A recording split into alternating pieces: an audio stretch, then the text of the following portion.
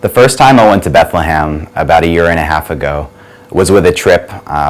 with the organization Encounter, which supports Jews in Israel and from all over the world to travel to the West Bank to meet with Palestinians and hear their perspectives on the conflict.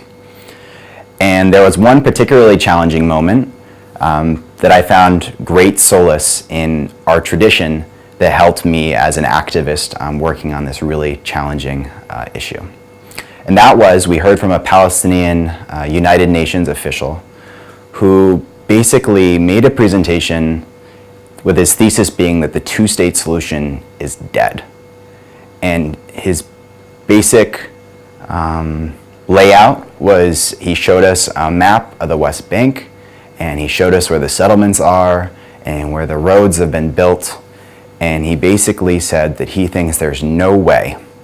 that we're going to be able to disentangle the ongoing settlement activity in the West Bank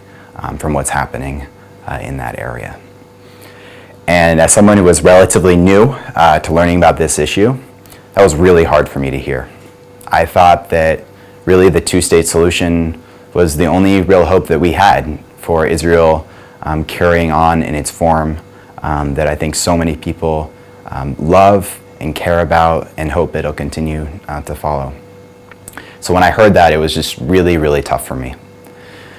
And I felt overwhelmed by the enormity of what I was hearing, and I felt like almost like paralyzed and stuck in like a sense of molasses that I think a lot of people here in Israel feel, in the sense of like not knowing like what to do or how to help. And yet what I did during that time was I sat with that feeling, and I remembered a line from Tachnun, which really helped me tremendously, which is during Tachnun,